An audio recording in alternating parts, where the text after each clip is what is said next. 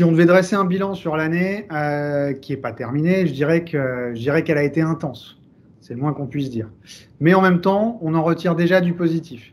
Elle nous a permis de montrer que notre modèle, mais aussi notre positionnement de marché étaient les bons. On a maintenu nos objectifs de développement, lancé notre enseigne Ada Bikes de location de deux roues et continué de déployer notre offre de mobilité en libre service sur l'application Ada. Donc, plutôt positif.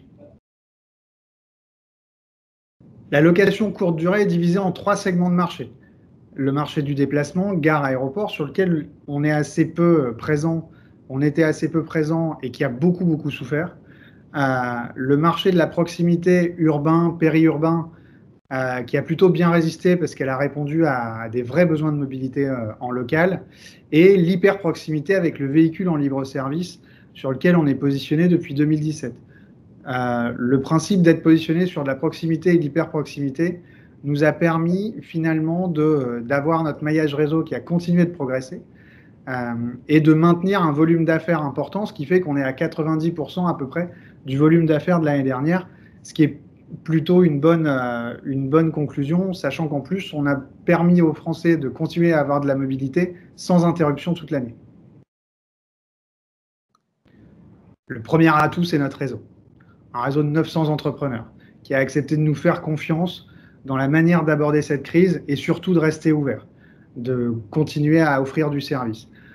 Et enfin, la deuxième chose, je dirais, c'est notre agilité. Ça va un peu de pair avec notre réseau puisqu'on est forcément très challengé par ces entrepreneurs, mais notre agilité nous a permis de très vite nous positionner sur les mesures à prendre pour essayer de répondre à quelque chose qui était totalement inconnu.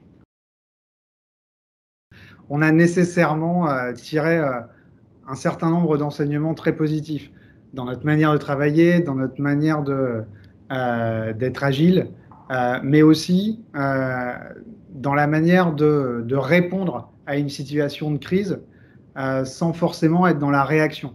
On a décidé, par exemple, de maintenir notre flotte de véhicules, d'accélérer les développements et des investissements IT et d'augmenter le budget communication. Tout ça avec un réseau qui a montré une unité et qui a systématiquement répondu présent. Si quelqu'un devait se lancer maintenant sur un projet, je lui dirais de s'y remettre très vite. Vous voyez, les décisions qu'on a prises de maintenir et d'accentuer nos investissements pour le réseau, c'est exactement ce qu'il faut faire dans une situation de crise. Alors ça paraît paradoxal puisque finalement on investit au moment où on a l'impression qu'un marché s'effondre. Mais en fait, ce n'est pas du tout ça. C'est-à-dire qu'on a des opportunités à saisir. Toute crise génère son lot d'opportunités et d'avantages. D'un point de vue communication en local, la communication vous coûte potentiellement moins cher et vous êtes d'autant plus visible que vous êtes le seul à communiquer. Donc, quelqu'un qui a un projet aujourd'hui doit y aller. Si on prend le marché de la mobilité, par exemple, son essor va nécessairement être accéléré par une crise comme ça. Le télétravail va poser de plus en plus la question de la propriété de la voiture dans les ménages par rapport à l'usage et l'achat de l'usage. L'accès à la location courte durée va être plus difficile, ce qui va profiter à la location courte durée.